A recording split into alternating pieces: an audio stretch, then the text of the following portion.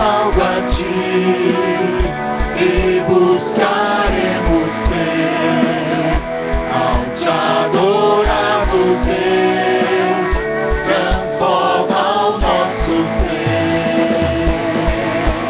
Ó vem, ó vem, ó vem, ó vem, ó vem.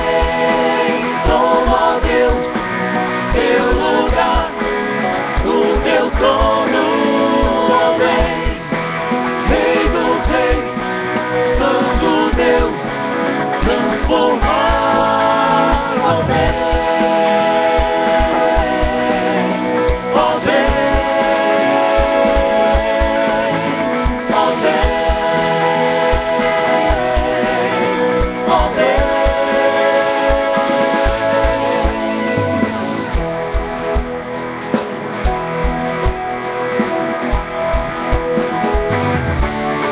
Pedimos algo a ti e buscaremos ter. Ao te adorarmos, Deus, transforma o nosso ser. Ó vem, ó vem, ó vem, ó vem, ó vem. Toma, ó Deus, teu lugar no teu trono, ó vem, Rei dos Reis, Santo Deus, transformar, ó vem,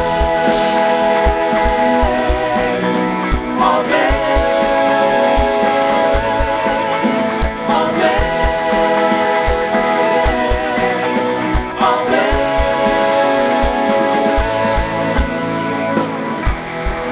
Vamos firmar as palmas. Vamos declarar que exaltamos com louvores ao Senhor.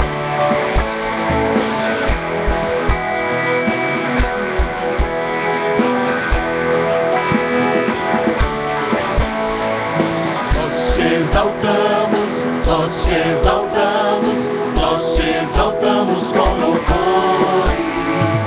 Nós te exaltamos, nós te exaltamos, nós te exaltamos com louvores. Nós te exaltamos, nós te exaltamos, nós te exaltamos com louvores. Nós te exaltamos, nós te exaltamos, nós te exaltamos com louvores. Nós te exaltamos, nós te exaltamos, nós te exaltamos com louvores.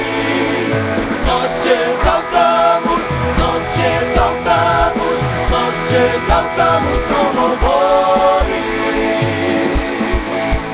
Ó vem, toma, ó Deus, teu lugar no teu trono, ó vem, Rei dos Reis, Santo Deus, transformar, ó vem, ó vem,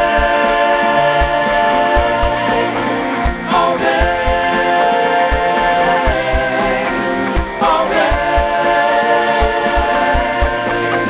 ó vem, toma, ó Deus, teu lugar no teu trono, ó vem, Rei dos Reis, Santo Deus, transformar, ó vem,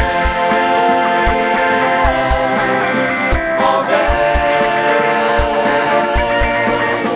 ó vem, ó vem, ó vem, ó vem,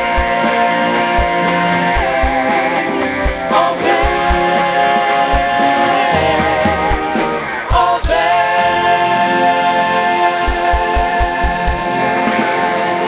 Vem, Senhor. Toma o teu lugar em nosso meio. Aleluia. Nós cantamos a Vem, agora nós vamos pedir ao Senhor, nós vamos orar. nós vamos levantar nossas mãos ao dizer: vem, Senhor, vem, toma o teu lugar neste culto. Neste momento de adoração, de busca da tua presença, de experimentar a tua presença em nossas vidas, Pai, em nome de Jesus, ó vem. Ó vem, Espírito Santo de Deus, neste lugar, fazer tudo o que preparaste para esta noite.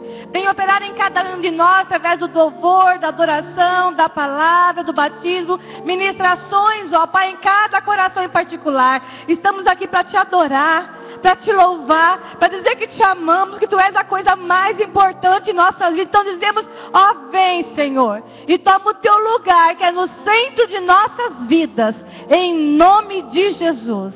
Amém, Jesus. Dá um abraço gostoso quem está do teu lado. Que bom que você veio glorificar a Deus comigo. Como é gostoso estarmos nesta noite com Deus neste lugar.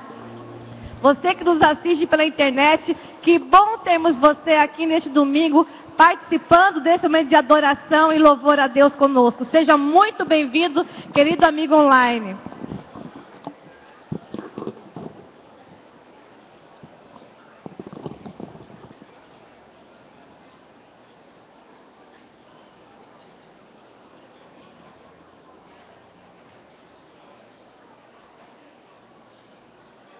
Nós queremos pedir que todos os participantes que participarão do batismo como novos membros, profissão de fé, os pais que batizarão as suas crianças, que todos esses estejam se dirigindo ali atrás do balcão de informações para se preparar. Todos que serão recebidos como novos membros, inclusive os pais com as suas crianças que serão batizadas nesta noite. Na cantina hoje nós temos a Rede Kids vendendo o seu lanche ali. Nós convidamos você para abençoar esse ministério da Rede Kids. E agora vamos aos avisos do telão.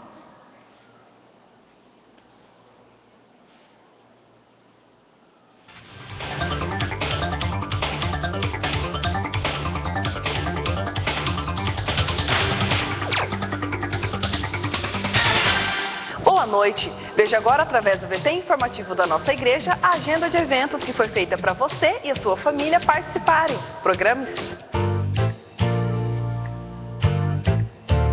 Bom, este recado é para os jovens. Você está afim de participar de uma balada especial? Que tal louvar a Deus de um jeito diferente e muito animado? Se você topa essa ideia, então está convidado para participar da Noite Country, organizado pela Rede Jovem Livre Geração. Será no dia 15 deste mês, às 21 horas, com saída do Espaço Esperança, após a celebração dos jovens. Adquira seu convite com o Aurílio ou informe-se no fone 9181-8000.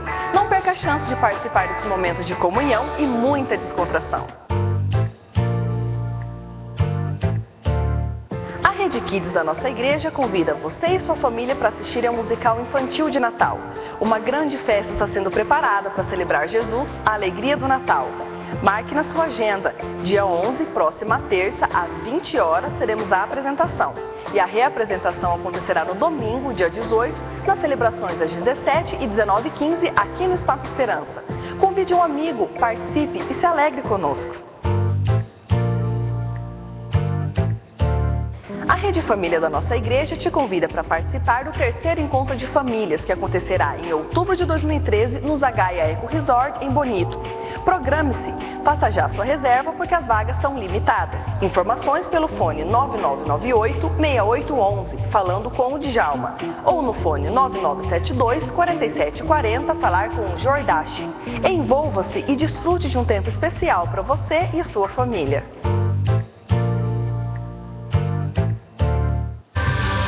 Foi numa noite de paz.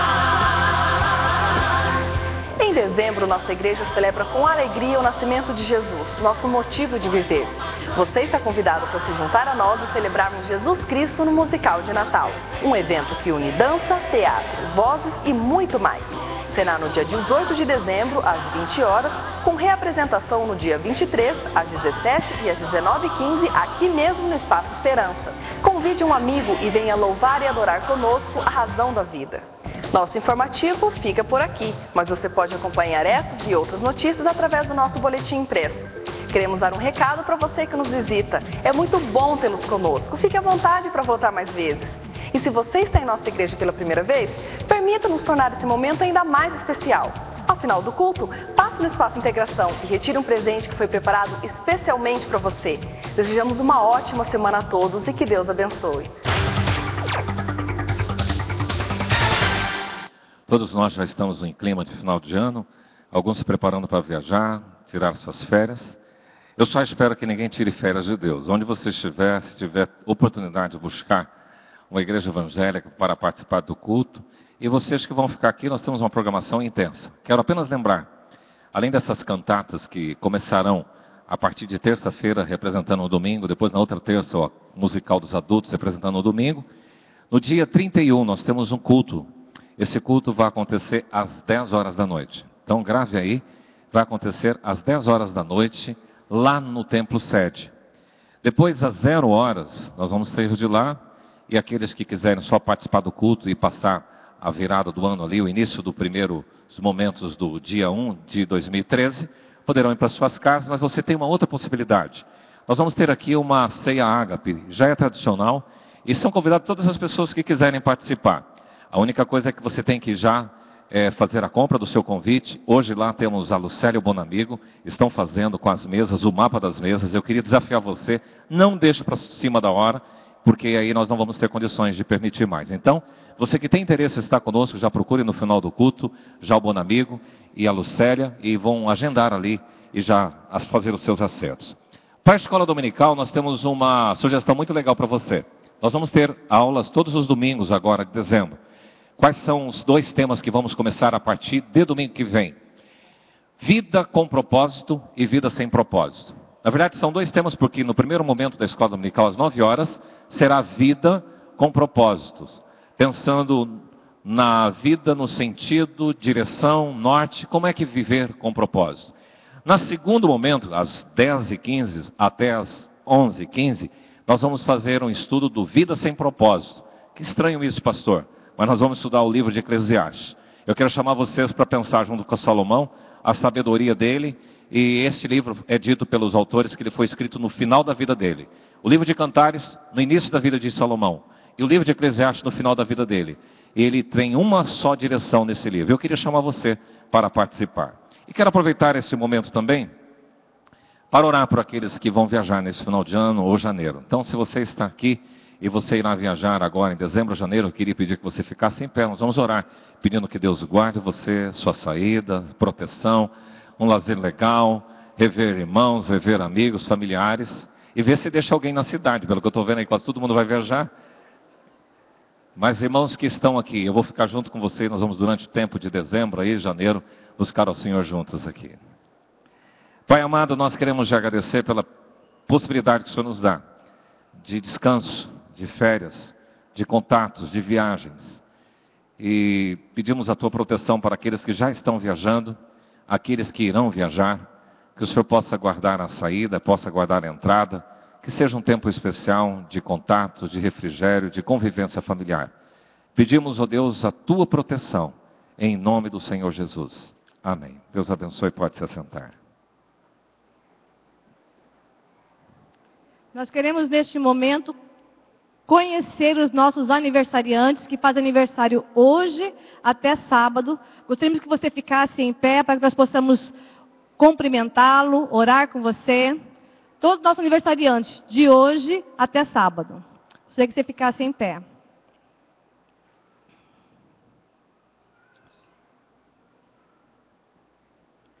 Nós te louvamos, Senhor Jesus, por estes irmãos que estão completando mais um ano de vida, de hoje, Senhor, até sábado.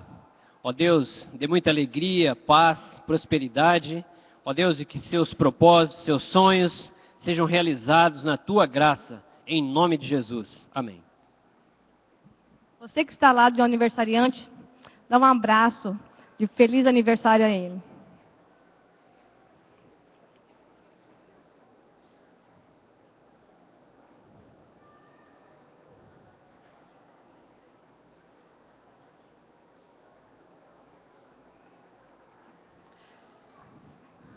Para quem não sabe, o segundo domingo de dezembro foi separado para nós evangélicos como o Dia da Bíblia. Nós conhecemos a Bíblia como um livro de muitas histórias. Mas talvez você nunca pensou como que esse livro foi escrito há tantos anos atrás, sem papel, sem caneta, quem escreveu e como chegou às nossas mãos. Então, nós preparamos para você um breve histórico da Bíblia. Como a Bíblia chegou até nós em nossos dias. Em primeiro lugar, vamos falar sobre o Antigo Testamento. O Antigo Testamento, esse é um fragmento original de uma das cópias do Antigo Testamento.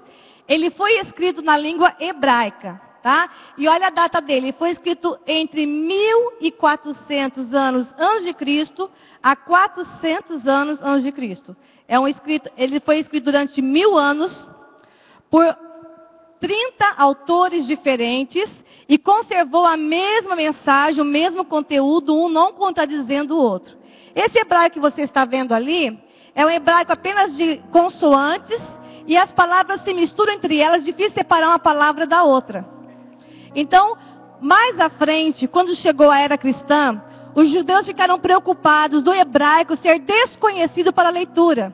E um grupo de estudiosos judeus fizeram uma tradução do hebraico e colocaram alguns sinais. Aqui você pode ver aqui, pintinhas, que são as vogais do hebraico. Aqui também essa pintinha aqui é vogais.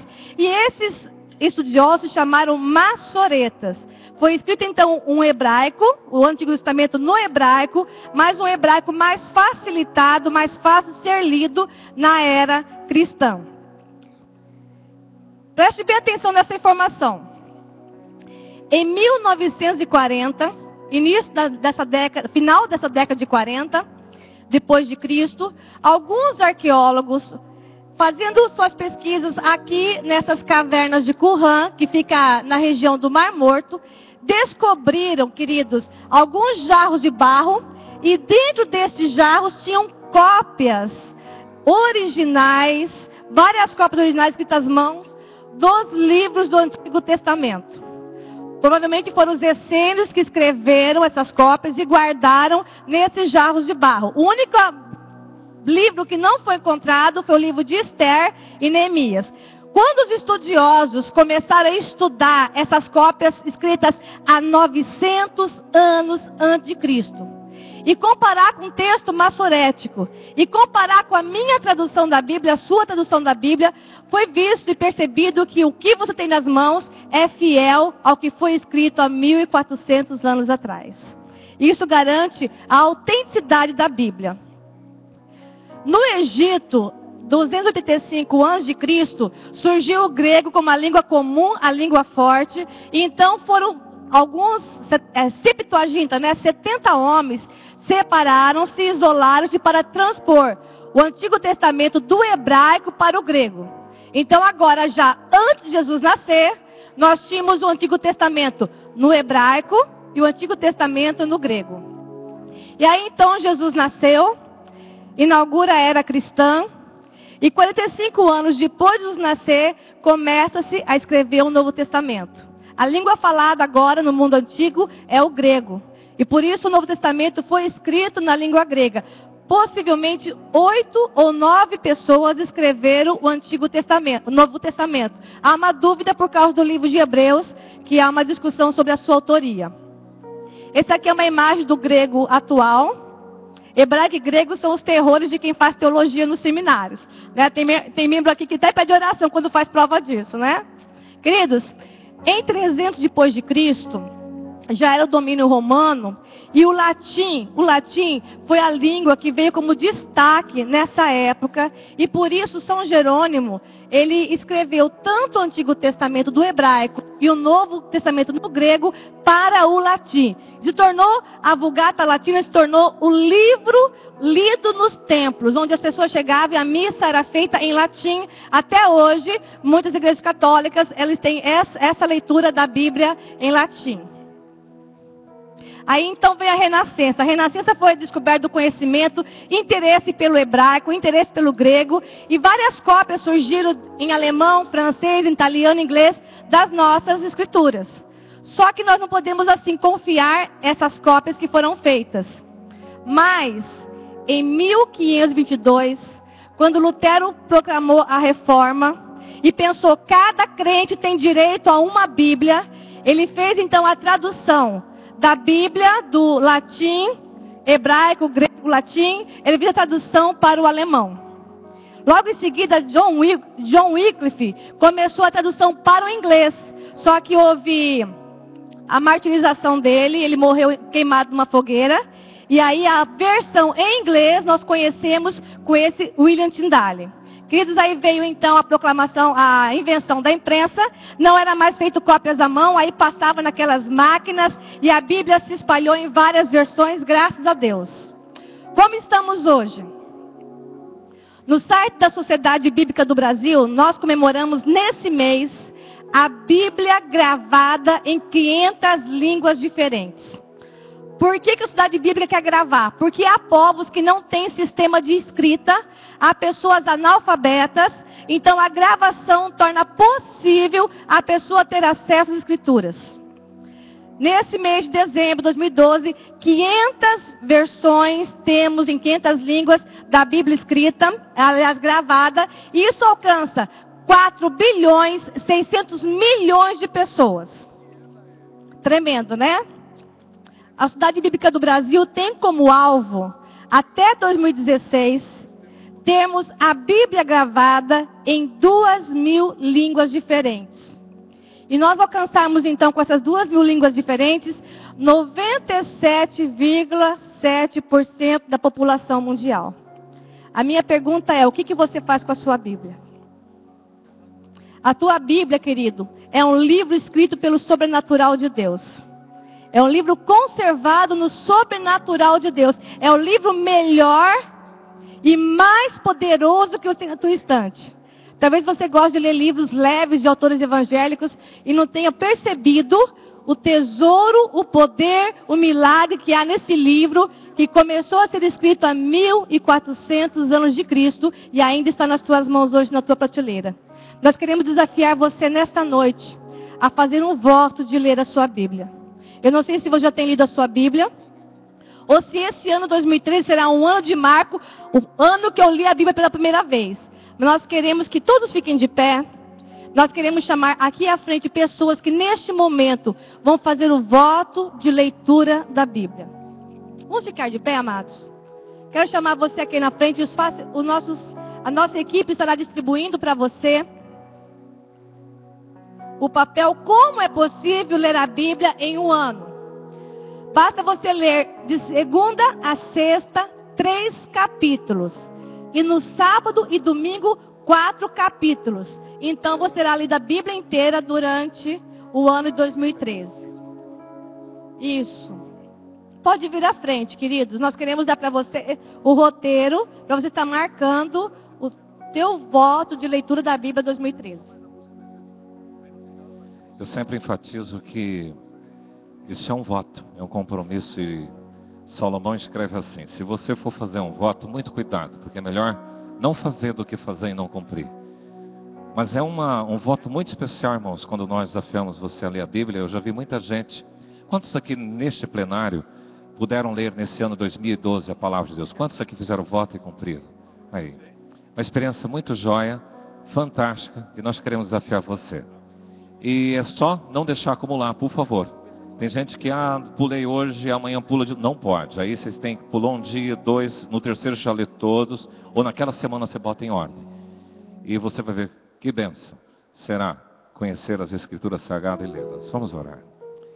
Pai, esses amados irmãos estão assumindo um compromisso de leitura da Tua Palavra durante o ano de 2013. Que eles já se antecipem, já comecem a ler, conhecer as histórias do princípio, dos profetas, dos reis, ler os salmos, ler, ó Deus, o Novo Testamento e ver tudo o que o Senhor tem para que nós conheçamos. Por isso, que eles sejam firmes nesses compromissos e possam, durante o ano de 2013, serem bem alimentados com a Tua Palavra. Por isso que o salmista diz: guardo a Tua Palavra no meu coração, para não pecar contra Ti. Que seja assim uma bênção, em nome de Jesus. Amém. Pode retornar para o seu lugar, ainda em pé.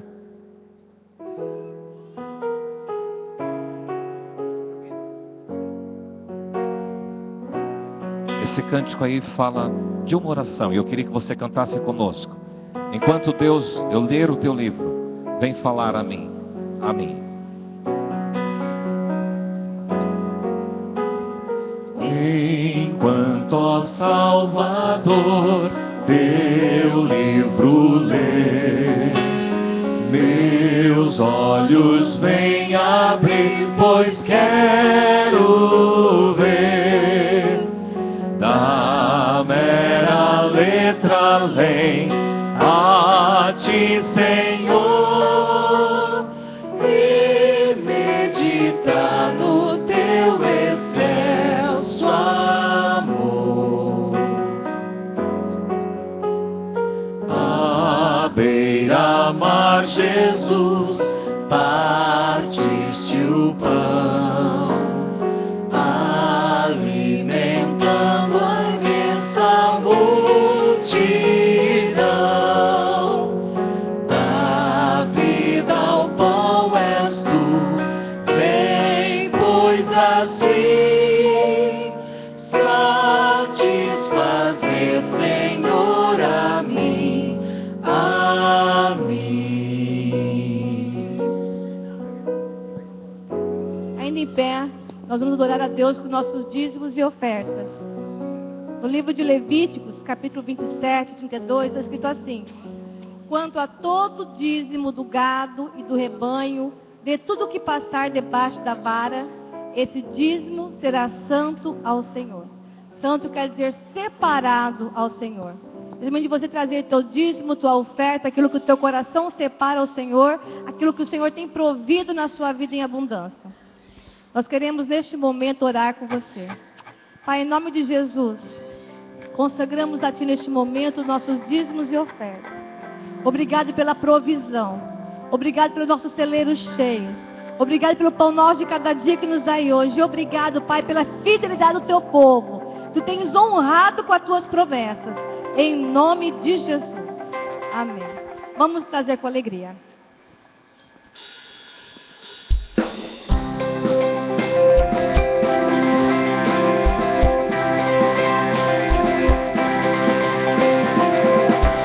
Dos altos céus veio aqui viver para se entregar e por nós morrer. Grande é o amor que nos salva.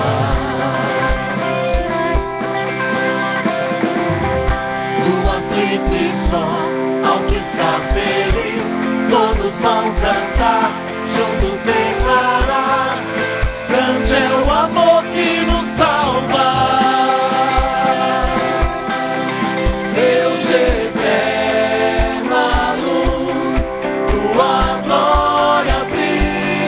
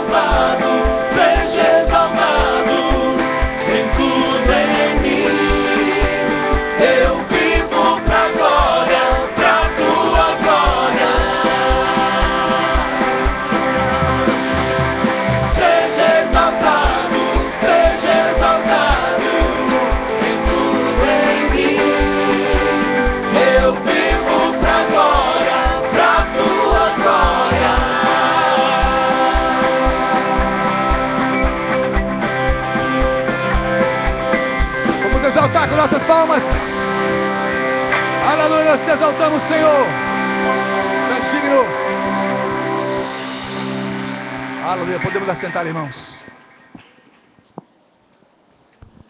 Que bom poder declarar que a multidão que vivia em trevas resplandeceu a luz. E a luz do mundo é Jesus. Quero convidar o conselho da igreja a se colocar aqui à frente. Meu irmão, ajuda aí no volume, por favor. Os presbíteros da igreja eu quero convidar a vir à frente.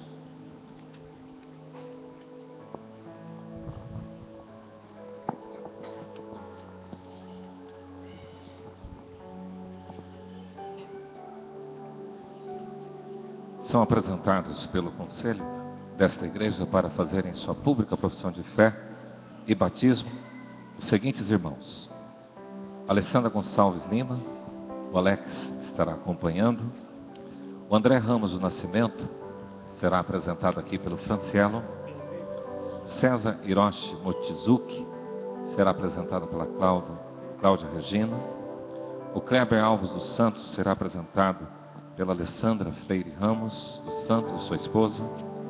A Cristiane Thaís Carvalho Regon será apresentada pela Gislaine Moreira Maciel. O Daniel Augusto Brandão de Souza será apresentado pela Rosinelli Ribeiro Brandão. Daniela da Silva Campos pela Maria Cecília. O Eduardo Nascimento pelo Paulo Salda. O Jeová Alencar e a Maria José Lima Alencar pela Elaide Gomes e Maria Lloyd. A Karina Gregório Luz pela Mariana Coelho. Liliane Graziele Souza pela Ellen Vieira. Lorena Leão Nascimento pela Rosinelli Ribeiro Brandão. A Milene Mendes Wolf pela Marlene. Reginaldo Nascimento Santos pela Maria Tereza Defino Aragão e também Reginaldo e Vanessa pela Maria Tereza.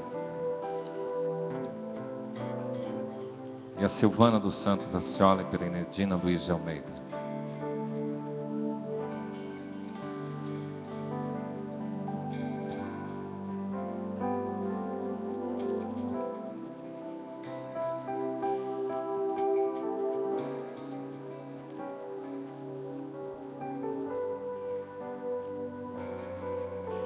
Que bom receber vocês aqui, bem-vindos.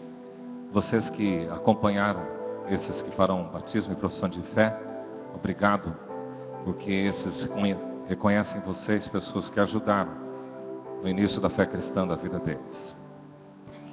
E para vocês que aqui estão, professar a fé, e nós vamos dividir esse momento em dois: profissão de fé e o batismo. Professar a fé é fazer o que Jesus disse uma vez em Mateus 10:32, assim: todo aquele que me confessar diante dos homens, eu confessarei diante do Pai que estás nos céus. Mas todo aquele que me negar diante dos homens, eu também negarei diante do Pai que estás nos céus. Então, professar a fé é confessar com a sua própria boca o senhorio de Jesus sobre a sua vida. Paulo ele aprofunda mais isso quando, escrevendo à igreja de Roma, ele diz assim: se com tua boca confessares Jesus como Senhor, e se em teu coração creres que Deus o ressuscitou dentre os mortos, serás salvo. Então a confissão, a professar a fé, é justamente isso: testemunhar às pessoas, e isso tem implicações espirituais, o senhorio de Jesus sobre a vida de vocês. E é o que vocês estão fazendo corajosamente diante dessas pessoas, dessas testemunhas, e no plano também espiritual, confessando Jesus como Salvador e Senhor. Então, eu quero convidar vocês a declarar de uma forma bem audível as seguintes palavras: eu professo que fui alcançado pelo amor de Deus através do seu Filho Jesus. Declaro que Jesus é meu Salvador e Senhor, que sou morada do Espírito Santo, e de que a Bíblia é a palavra de Deus, minha única regra de fé e prática. declaro também que pertenço ao corpo de Cristo através da sua igreja. E como filho de Deus, eu renuncio o caminho de pecado que me separava dele. Declaro que fui lavado, santificado e justificado em o nome de Jesus. E eu rejeito o mal em todas as suas formas, bem como o seu poder sobre mim. E toda maldição contra a minha vida, Jesus levou sobre si na cruz. Pertenço a esta igreja, a qual desejo honrar, servir e ser fiel. Que Deus possa abençoar os compromissos que vocês acabaram de assumir nesta profissão de fé.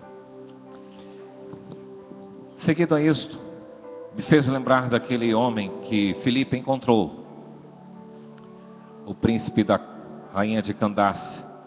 Ele estava voltando para a sua cidade e o Espírito Santo inspirou o evangelista Filipe a encontrar com esse homem. E encontrando, ele estava lendo a Bíblia.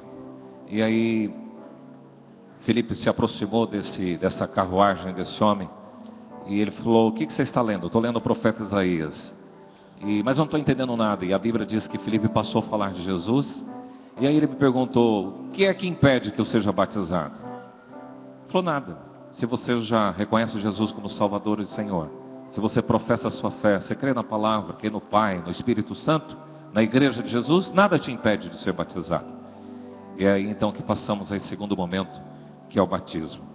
O texto que queria lembrar é o de Jesus, quando no final do Evangelho de Mateus foi registrado pelo evangelista assim: ide, portanto, fazei discípulos de todas as nações, batizando-as em nome do Pai, do Filho e do Espírito Santo, ensinando-os a guardar todas as coisas que vos tenho ordenado, e eis que estou convosco todos os dias, até a consumação dos séculos.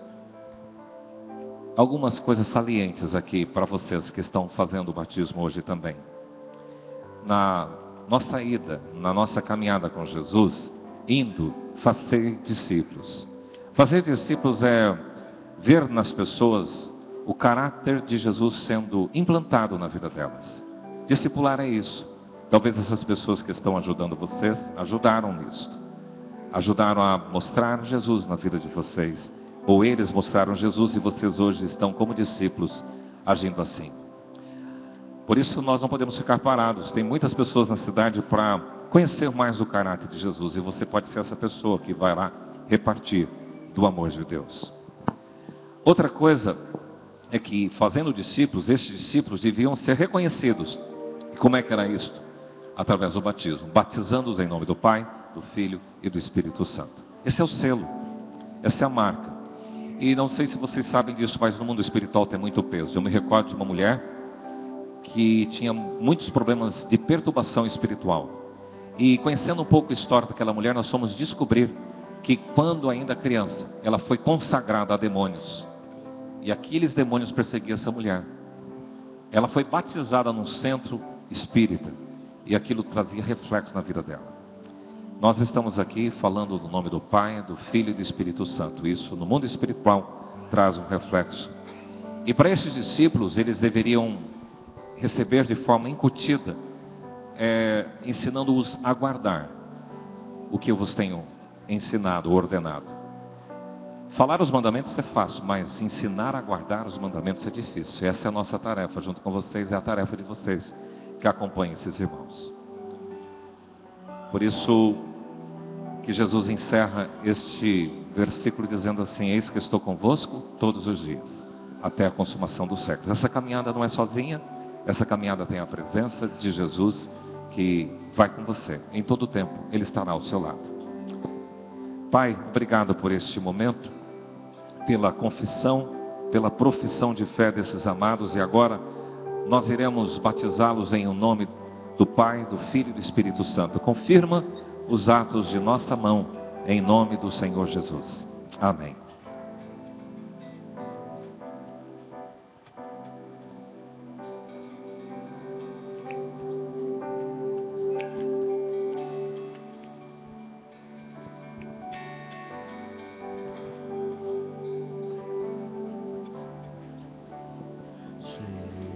Alessandra, minha irmã, eu te batizo em nome do Pai, do Filho e do Espírito Santo. Amém.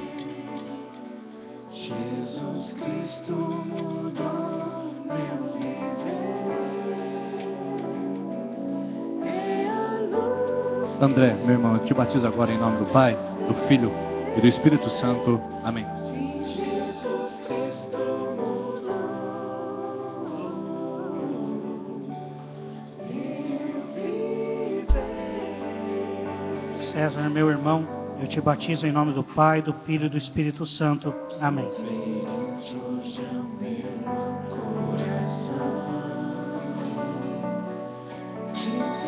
Kleber, meu irmão, eu te batizo em nome do Pai, do Filho e do Espírito Santo.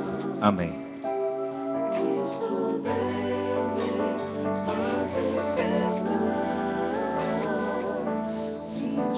Cristiano, eu te batizo agora em nome do Pai, do Filho e do Espírito Santo. Amém.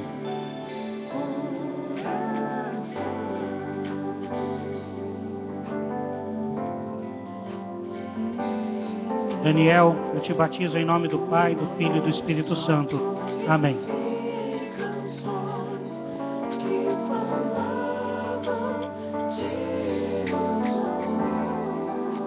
Daniela, minha irmã, eu te batizo em nome do Pai, do Filho e do Espírito Santo. Amém.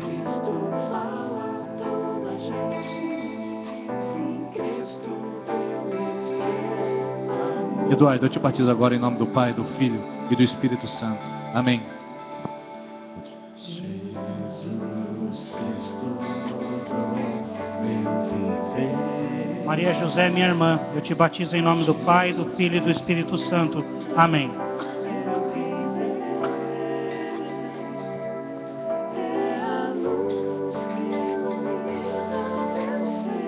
Jeová, meu irmão, eu te batizo em nome do Pai, do Filho e do Espírito Santo. Amém.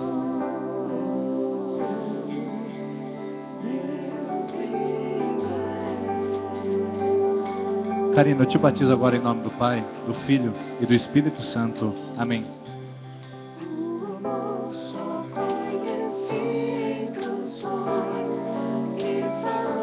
Liane, minha irmã, eu te batizo em nome do Pai, do Filho e do Espírito Santo. Amém.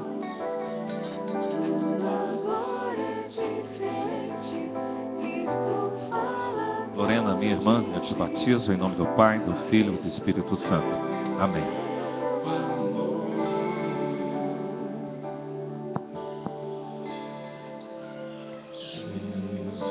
Milena, eu te batizo agora em nome do Pai, do Filho e do Espírito Santo. Amém. Jesus Cristo mudou meu viver. Reginaldo, eu te batizo em nome do Pai, do Filho e do Espírito Santo. Amém.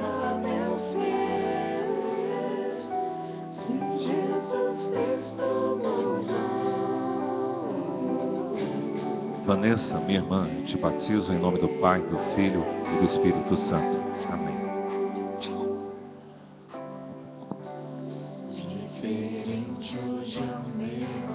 Silvana, eu te batizo agora em nome do Pai, do Filho e do Espírito Santo. Amém. Senhor, nós te louvamos por estas vidas, Senhor, que se entregam no teu altar e que são recebidos como membros desta igreja, Senhor. Pedimos que o Senhor fortaleça a vida deles nessa nova caminhada e que, Senhor, este pacto feito com o Senhor realmente seja cumprido para a glória do teu nome, em nome de Jesus. Amém. Amados, pela pública profissão de fé e batismo, vocês assumem hoje a aliança com o Senhor Jesus. E com alegria e gratidão nós damos a vocês as boas-vindas para compartilharem conosco o serviço do Senhor Jesus, em quem nós somos um só corpo. Recebam a bênção. Que o Deus eterno os abençoe e os guarde. Que o Deus eterno os trate com bondade e misericórdia. E que o Deus eterno os olhe com amor e lhes dê a paz. Agradecemos a vocês, preceptores, que de alguma forma deram apoio, ajudando no início da fé cristã desses amados. Por favor, eu pediria que vocês continuassem a apoiar, a cuidar, a estimular a fé destes queridos e discipular esses queridos na fé. Continuem encaminhando outras pessoas a Jesus. Os preceptores agora podem entregar o certificado cumprimente, seus queridos e depois poderão retornar para os seus lugares. E vocês permaneçam aqui à frente ainda.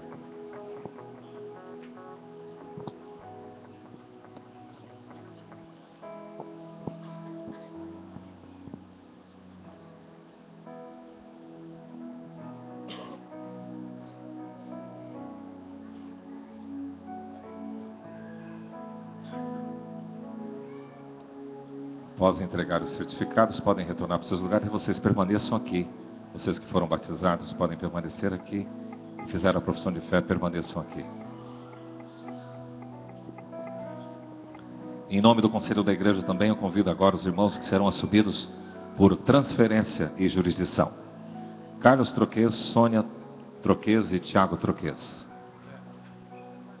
José Almir Nunes, Venina Aparecida Martins Nunes e Jean Almir Martins Nunes. Laura Luísa Ávila Pracone, Lindomar Andrade dos Santos, Luciane Cristina Perecim de Paula Leite, Maria Lloyd de Lima Guimarães, Maria Luísa Torres Silva, Otoniel Vieira e Maria Lúcia Rubio Vieira e Suzy Mari Gonçalves Lima.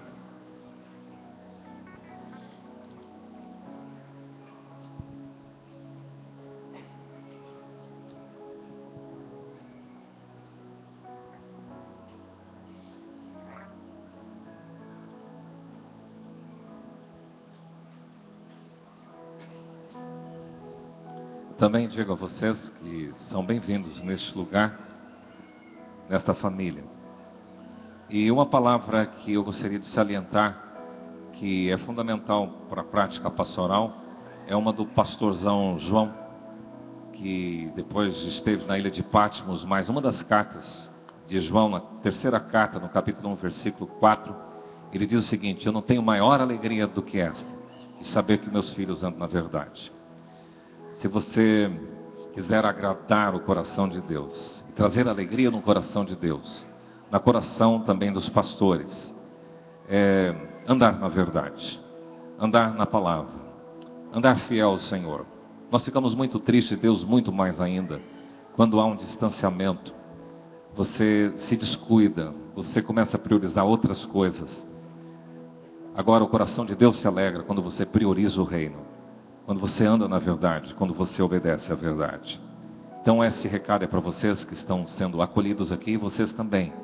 A maior alegria do nosso coração, olhar no hall de membros da igreja e falar: puxa, esse meu irmão, desde que foi batizado, é uma pessoa dedicada, aplicada, temente ao Senhor, comparece, está presente, serve em ministério. É isso que queremos ouvir de vocês. E Deus ainda mais, porque isso trará alegria ao coração dele. Mas, juntamente com os demais irmãos, vocês são convidados a usufruírem de todos os privilégios como membro de uma igreja evangélica, mas também das responsabilidades como participação, sustento, fidelidade, serviço e honra. E todos são desafiados a um evangelho de compromisso com Cristo, mediante um bom testemunho no mercado, na sociedade onde vocês vivem, no ambiente de escola. As pessoas vão ler Jesus na sua vida, e é isso que nós esperamos, um compromisso de santidade, de pureza, de prestação de contas, de amor, de acolhimento, comunhão e cuidado mútuo.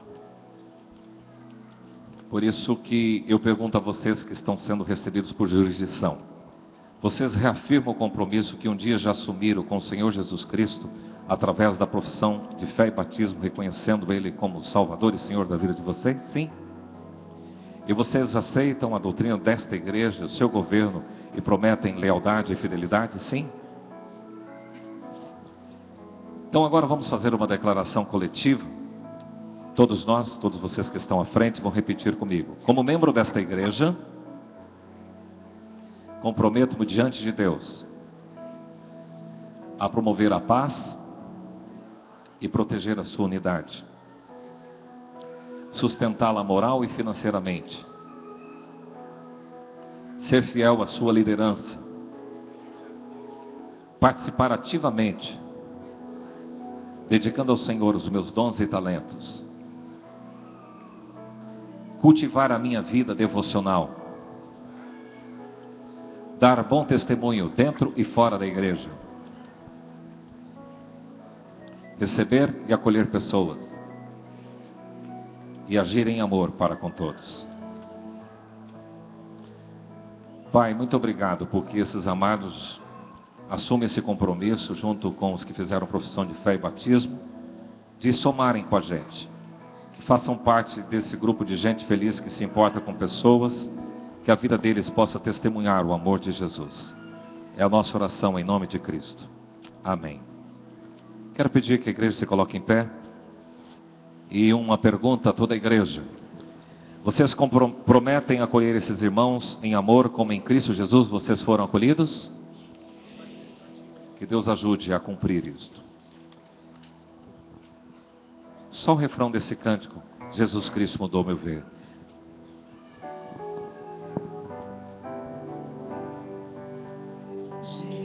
Jesus Cristo mudou meu viver. Os pais que vão apresentar o seu filho ao batismo podem ir lá ao hall. Jesus Cristo mudou meu viver.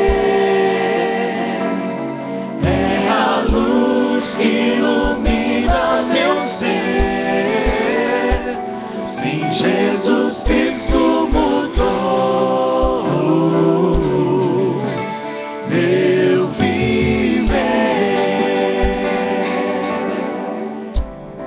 Diferente. Diferente hoje é o meu coração. Sim, diferente é. Diferente hoje é o meu coração. Cristo deu-me paz e perdão. Sim, diferente hoje é o meu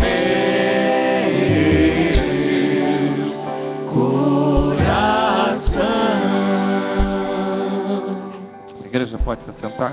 Vocês permaneçam aqui à frente.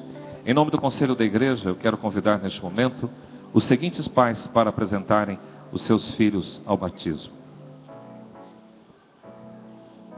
Alexandre, Zanini e Sheila para apresentar a Ana Alice. O Bertolino e a Simone para apresentarem o Fernando e a Sara.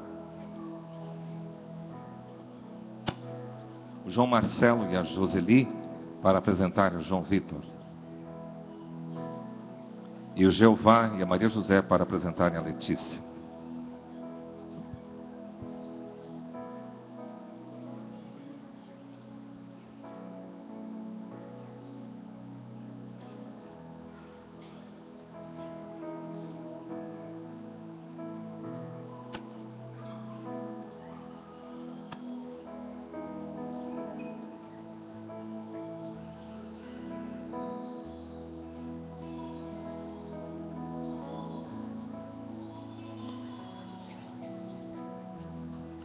Uma das cenas muito interessantes, senhores pais, no ministério de Jesus, é uma vez que ele estava em algum lugar da Palestina e as pessoas estavam alvoroçadas em torno dele. E os discípulos, preocupados talvez para que não estivessem incomodando o mestre, começaram a barrar essas crianças. E Jesus diz: ei, deixai vir a mim os pequeninos e não os embaraceis, porque dos tais é o reino dos céus. E quando você lê a profecia de Joel sobre o derramamento do Espírito Santo, lá nós encontramos que aquela promessa é para nós e para os nossos filhos. É confiado nisso que nós estamos apresentando o nosso filho ou os nossos filhos ao batismo. Há uma comparação, e eu queria lembrá-los, quando Paulo escreve à igreja de Colossos, ele diz assim: por estarem unidos com Cristo, vocês foram circuncidados, não com a circuncisão que é feita no corpo, mas com a circuncisão que é feita por Cristo.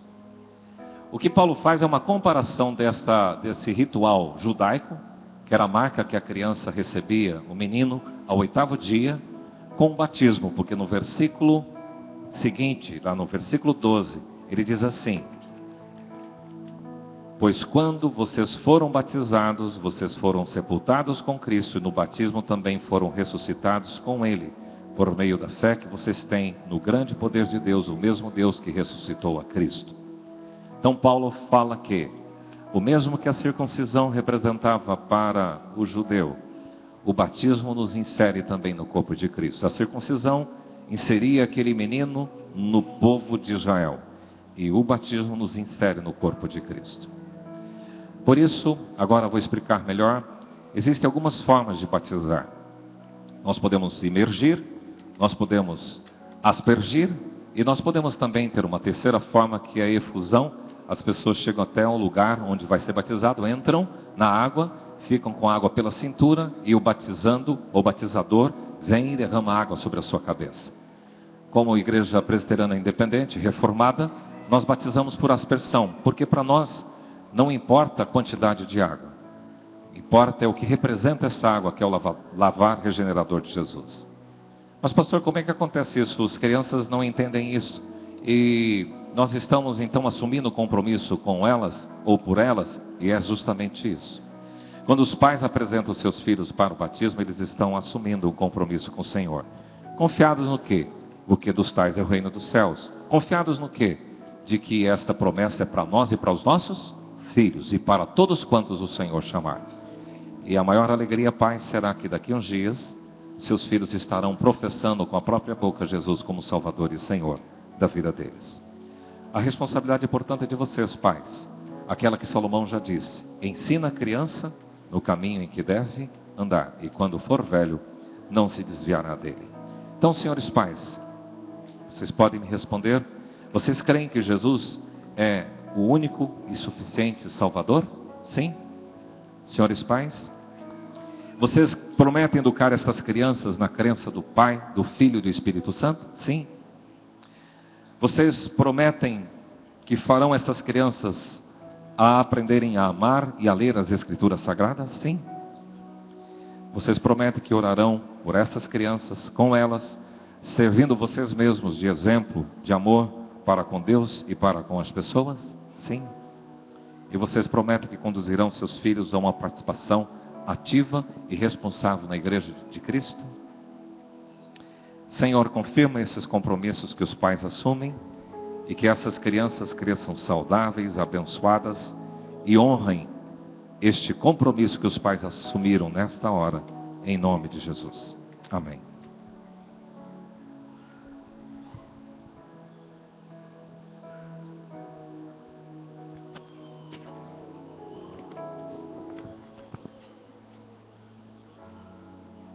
Analice, eu te batizo em nome do Pai, do Filho e do Espírito Santo. Amém. Fernando, eu te batizo em nome do Pai, do Filho e do Espírito Santo. Amém. Sara, eu te batizo em nome do Pai, do Filho e do Espírito Santo. Amém.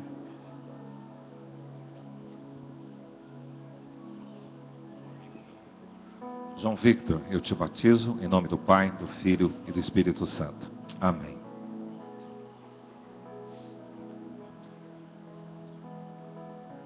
Letícia, eu te batizo agora em nome do Pai, do Filho e do Espírito Santo. Pai, nós queremos agradecer ao Senhor por este ato tão belo que os pais, ó Deus, estão tendo para com seus filhos, de inseri-los nesta aliança com o Senhor. Pai, que permita o Senhor que os pais tenham sabedoria em educá-los, orientá-los na Tua palavra, para que quando eles venham a crescer, venham, ó Deus, a declarar o senhorio do Senhor sobre suas vidas. Abençoe esses pequenos, que amanhã se tornarão grandes, que sejam grandes homens e grandes mulheres do Senhor. É a nossa oração em nome de Jesus. Amém. Quero pedir que toda a igreja se coloque em pé. Essas crianças acabam de ser recebidas como membros menores desta igreja. São encomendadas ao amor e cuidado de todos vocês. E disse-nos Jesus: quem receber em meu nome crianças tais como essas, estará me recebendo.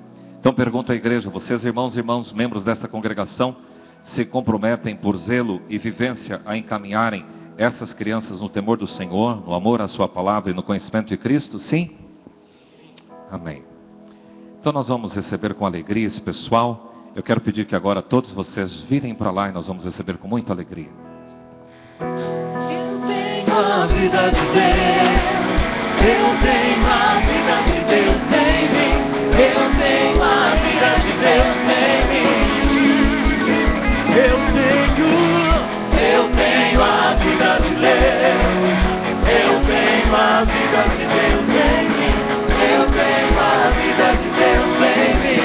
familiares, as células poderão vir cumprimentar esses queridos. Muita coisa à minha volta vai ter que mudar. São milhares de pessoas que virão pra te encontrar, Jesus. O lugar onde eu passar a dor vai ter que se entregar. Se a tristeza olhar pra mim, ela vai ter que se alegrar. Eu tenho a vida de Deus. Eu tenho a vida de Deus em mim. Eu tenho a vida de Deus em mim. Eu tenho a vida de Deus.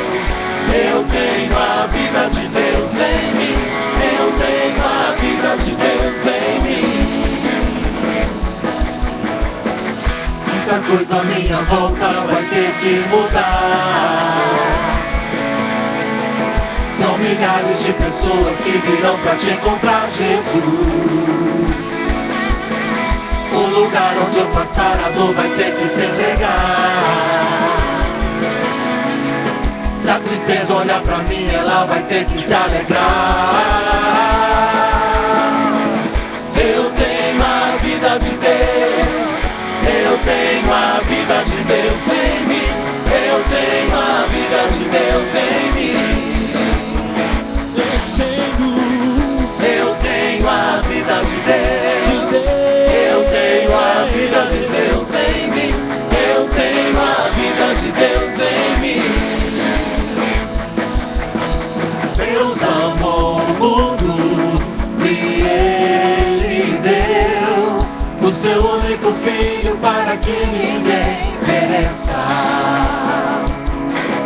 A todos quanto a Ele receberão, deu-lhes o poder de serem feitos filhos de Deus. A igreja pode entrar com as palmas. Deus amou o mundo e Ele deu o seu único filho para que ninguém pereça.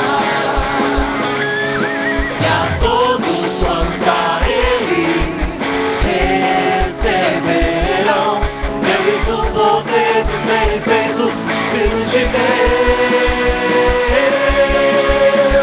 Eu tenho a vida de Deus. Eu tenho a vida de Deus em mim. Eu tenho a vida de Deus em mim.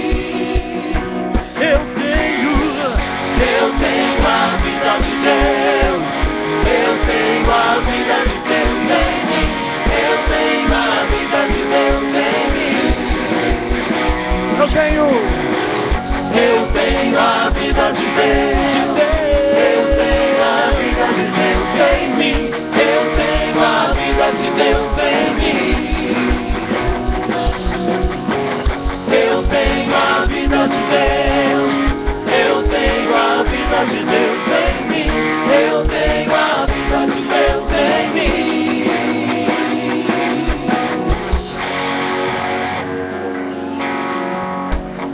Amém. Glória a Deus. Amém. Ainda em pé como nós estamos, nós queremos chamar aqui à frente os facilitadores e as crianças de 3 a 8 anos. Professores, facilitadores e as crianças de 3 a 8 anos. Isso.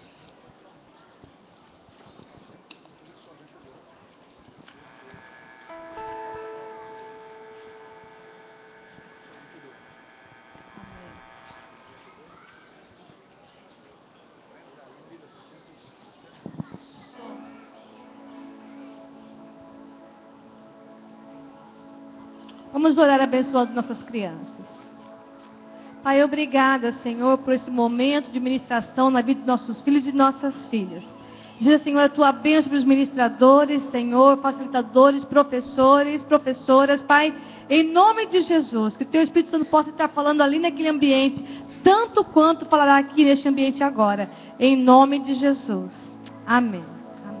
Irmãos, muitas vezes nós vemos o Natal apenas como um tempo de celebração, mas é mais profundo do que isso, você vai perceber na palavra. Mas eu quero só apenas dizer que para isso que o Filho de Deus se manifestou, para destruir as obras do diabo e trazer vida e vida em abundância, porque Ele é vencedor sobre todas as coisas. Ele é vencedor. Vamos declarar essa verdade.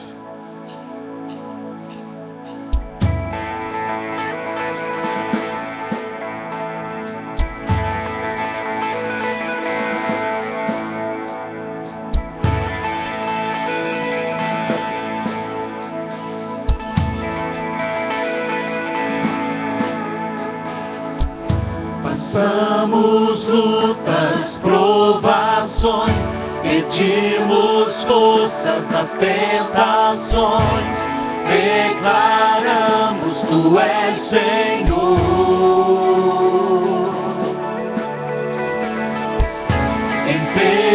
Enfermidades, perda e dor, pedimos cura ao Consolador, declaramos Tu és Senhor,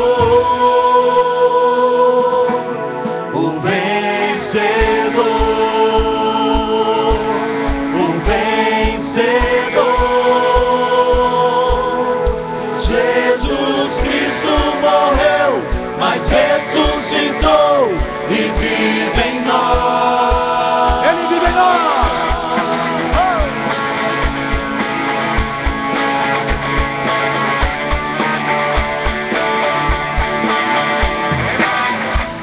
Resistimos a escuridão, nos levantamos desta nação, declaramos Tu és Senhor.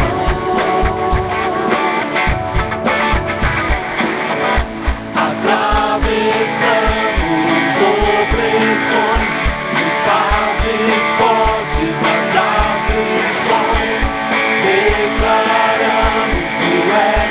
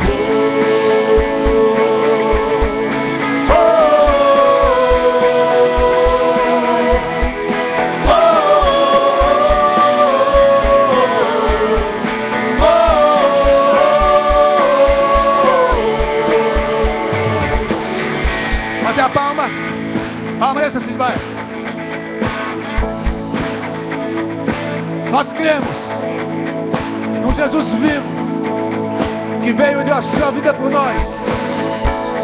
E como igreja nós exaltamos e levantamos o nome de Jesus acima de todo nome. E declaramos que Ele é vencedor sobre todas as coisas, sobre a enfermidade, sobre a morte. Ele é vencedor sobre a vida, sobre as doenças, sobre as dores e depressões. Ele reina. Ele reina.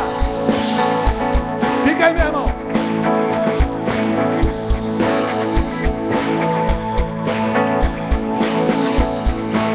Nós vamos entrar mais uma vez no coro.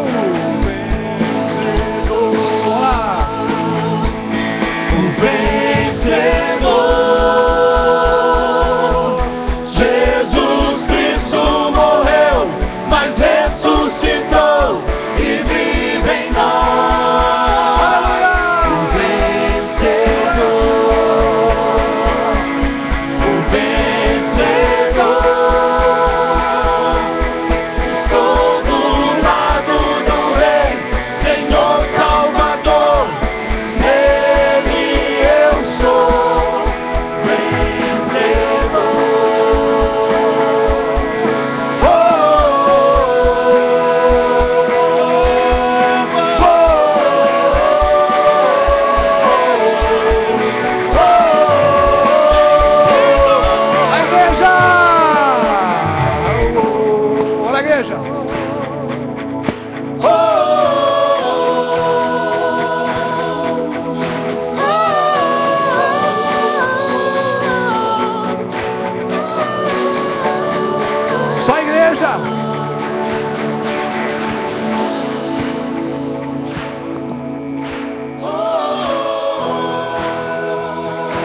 Mais forte aqui.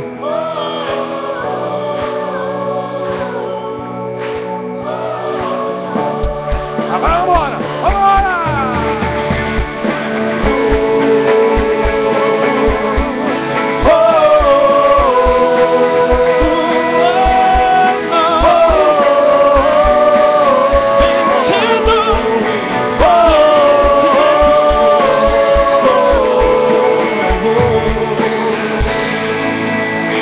Nós exaltamos Jesus. Nós exaltamos o Senhor.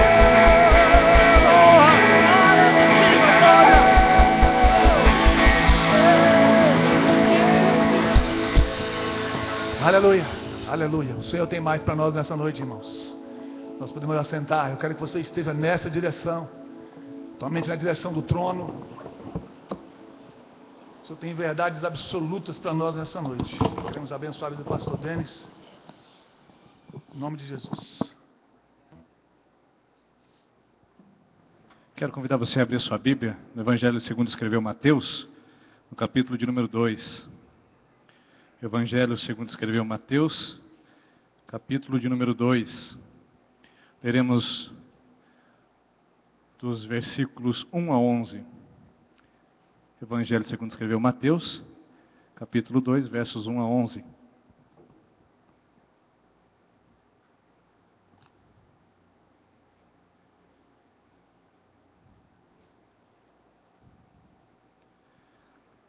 A palavra do Senhor diz assim aos nossos corações: Tendo, pois, nascido Jesus em Belém da Judéia, no tempo do rei Herodes, eis que vieram do Oriente a Jerusalém uns magos que perguntavam: Onde está aquele que é nascido rei dos judeus? Pois do Oriente vimos a sua estrela e viemos adorá-lo. O rei Herodes, ouvindo isso, perturbou-se e com ele toda a Jerusalém. E reunindo todos os principais sacerdotes e os escribas do povo, perguntava-lhes onde havia de nascer o Cristo. Responderam-lhe eles: Em Belém da Judéia, pois assim está escrito pelo profeta: E tu, Belém, terra de Judá, de modo nenhum és a menor entre as principais cidades de Judá, porque de ti sairá o guia que há de apacentar o meu povo de Israel. Então Herodes chamou secretamente os magos e deles inquiriu com precisão acerca do tempo em que a estrela aparecera. E enviando-os a Belém, disse-lhes: Ide, perguntai diligentemente pelo menino, e quando o achardes, participai-mo, para que eu também vá e o adore. Tendo eles, pois, ouvido o rei, partiram. E eis que a estrela que tinham visto, quando no Oriente ia diante deles, até que, chegando, se deteve sobre o lugar onde estava o menino. Ao verem eles a estrela, regozijaram-se com grande alegria. E entrando na casa, viram o menino com Maria, sua mãe, e prostrando-se, o adoraram. E abrindo os seus tesouros, ofertaram-lhe dádivas, como ouro, incenso e mirra. Até o versículo 11, queridos, para a nossa meditação, nós acabamos de experimentar aqui algo maravilhoso. Muitos de nós não conseguimos capturar, talvez, a preciosidade desse momento, onde irmãos e irmãs subiram aqui para serem batizados em nome do Senhor. Outros irmãos e irmãs que vieram professar a sua fé, declarando ser Jesus o Senhor e o seu Salvador. A Bíblia nos garante que nesse exato momento há festa no céu, porque quando um pecador se arrepende, existe um júbilo no céu. Então, nós podemos dizer com toda certeza que o Natal, apesar de ser comemorado por nós a partir do dia 25, ou no dia 25 precisamente, o Natal já aconteceu essa noite. O Natal já aconteceu de uma forma maravilhosa, bela, porque Jesus nasceu. Jesus nasceu no coração destes irmãos e dessas irmãs que vieram aqui à frente, que colocaram a sua vida diante do altar do Senhor e recebem nesse instante o coração, ou recebem nesse instante o DNA de Cristo, a vida de Cristo. E agora eles podem declarar com toda certeza, como nós cantamos aqui, eu tenho a vida de Deus. Porque Cristo agora não nasce numa manjedoura, nasce em seus corações. Que privilégio isso, saber o que o nosso Natal significa. O problema é que muitas vezes nós não temos isso claro na nossa mente e nem no nosso coração. Porque tratamos o Natal de duas maneiras. Tratamos o Natal como o Natal da fé e tratamos o Natal como o Natal do consumo. Então existem essas duas perspectivas. Primeiro, o Natal como uma expressão de fé. Muitos entendem isso. Esse é o nosso Natal. É o Natal que nós entendemos como Bíblia. É o Natal que nós entendemos como a palavra de Deus nos revela. É o Natal onde Deus resolve tornar-se como um de nós, como você e como eu. Habitar nosso mundo, fazer a sua tenda entre nós. Achei interessante um autor que disse assim, que Deus colocou a sua mão no barro para nos fazer e depois habitou o próprio barro para nos redimir. E foi exatamente isso que Deus fez. Através da pessoa de Jesus, Ele se esvaziou de toda a sua glória, encarnando a figura humana e sendo conhecido de nós como homem. Isto mostra ao Deus que tocou a terra, o Deus eterno que agora trocou a eternidade pelas folhas de um calendário. O Deus todo-poderoso que foi conhecido como servo, aquele que veio buscar e salvar os pecadores. O Deus maravilhoso, conselheiro, Deus forte, que foi visto numa manjedoura, embalado pelos braços de uma pobre judia, de um lugar muito desconhecido, de um vilarejo nada notório nos dias que nós lemos as Escrituras. Queridos, é isto exatamente que é a história do nosso Natal de fé. É Deus tocando a humanidade. É Deus se revelando ao homem. A propósito, Galileu Galilei disse uma das frases mais bonitas que eu conheço, que diz assim, que todo homem quer ser rei, todo rei quer ser Deus, mas somente Deus quis ser homem. Só Deus, só esse Deus Pai de Jesus Cristo que quis ser homem, que assumiu a nossa natureza. Esse é o Natal da fé, é o nascimento de Cristo, o nosso Senhor e também o nosso Salvador. Mas por outro lado, nós encontramos o Natal do consumo. O Natal como expressão do comércio. O Natal que é visto nas ruas, nas vitrines, nas lojas, mas que não é visto no coração. O Natal que é visto nos presépios, onde Jesus configura-se entre os personagens de um lugar inanimado, inerte e que não nasce no nosso coração. Hoje nós vemos o Natal do consumo, que é o Natal onde apresenta a figura do bom velhinho, onde apresenta a figura do Papai Noel, aquele que dá presentes e não apresenta a figura do Deus Todo-Poderoso, que nos deu seu Filho único, que nos deu o maior de todos os presentes, que foi a salvação em Cristo Jesus. Hoje nós vemos as nossas ruas enfeitadas, nós vemos as luzes brilhando, mas muitas vezes esquecemos que o nosso Natal é a luz de Jesus, a luz que brilhou em meio a muitas trevas. E ofuscados pelo espetáculo do Natal consumo, muitas vezes nós perdemos o princípio do Natal fé. Totalmente cegados pelo Natal consumo, nós perdemos de princípio e de essência o Natal da fé. O Natal onde Cristo nasce, onde nós relembramos o toque do Deus da glória sobre a face da terra. Trocamos presentes, recebemos presentes, damos presentes e nos esquecemos que através do Senhor e Salvador Jesus Cristo, nós recebemos o maior de todos os presentes e, portanto, estamos plenos e satisfeitos com isso. Eu sei que é uma crise. Eu sei que é uma dificuldade que você vive. Eu sei que você entra no dilema, colocar ou não colocar a árvore de Natal, enfeitar ou não enfeitar com luz de Natal. Não é essa a questão que eu quero mencionar. A questão é que muitas vezes nós perdemos aquilo que realmente é a essência do Natal, sendo nós anestesiados ou até mesmo iludidos por muitos outros elementos diferentes da Bíblia que nós conhecemos como o Natal. Portanto, para a maioria de nós, o Natal ainda se relaciona com uma tensão muito drástica no que diz respeito à fé e ao consumo. Até que ponto Jesus, até que ponto o comércio? A verdade é que a Bíblia apresenta o Natal apenas como Jesus, o nosso Senhor e o Salvador. E nós temos dificuldade de entender isso, diante de tudo que nós temos visto e ouvido em nossos dias atuais. Mas eu quero dizer que esse não é um problema pós-moderno. Não é um problema que só você enfrenta. Não é um problema que só nós hoje estamos encontrando. Foi um problema também que foi visto nas Escrituras Sagradas. Um problema que foi encontrado em cada página do nascimento de Jesus. Porque quando Jesus nasceu, quando houve a informação de que o Natal havia acontecido, pelo menos 4 grupos de pessoas reagiram de uma maneira diferente. Um diferente à outra, uma distinta da outra. 4 grupos de pessoas que reagiram ao Natal de maneira diferente. Em primeiro lugar, nós temos o grupo de Herodes, que é a reação do governo estabelecido sobre a face da terra. Veja só, o capítulo 2, o versículo 3, mostra a história de Herodes sendo ele rei quando Jesus nasceu. Você observar um pouquinho sobre a história de Herodes, quem foi esse homem, nós ficamos um pouco mais à vontade no que diz respeito ao seu intento de matar o menino Jesus. Por quê? Porque Herodes era um rei cruel, truculento, um rei insano, desvairado, que tinha em todos os seus atos o DNA da loucura. Em tudo que Herodes fazia, via-se um desejo de se autopromover, de perpetuar o seu nome, de tornar o seu nome célebre a todas as nações. Por isso, ele tinha um desejo de idolatria interna, e qualquer pessoa que se colocasse no caminho ou ofuscasse a sua grandeza, Herodes tinha por intento e por desejo a eliminação deste adversário. Foi o que aconteceu. Herodes tinha muitos parentes e familiares por parte da sua esposa.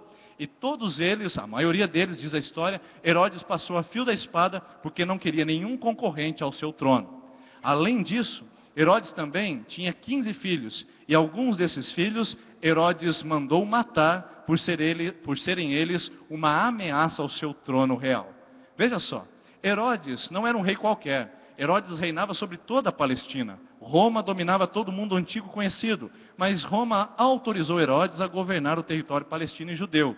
Então Herodes era o governador da Judéia, o rei dos judeus. Aí chega um grupo e diz assim que o rei dos judeus havia nascido.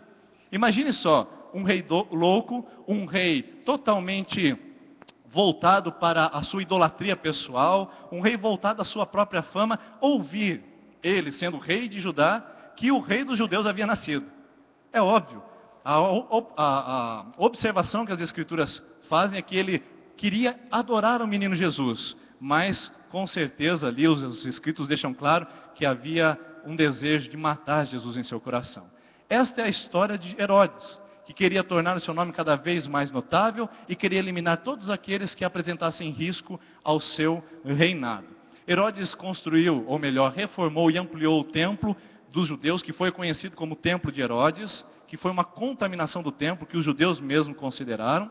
Herodes também edificou um palácio, uma das grandes obras do mundo antigo, que desafiavam a lógica arquitetônica, a lógica tecnológica daquela época, e nós percebemos então que tudo isso tinha por desejo de manter o seu nome bem estabelecido em seu reino.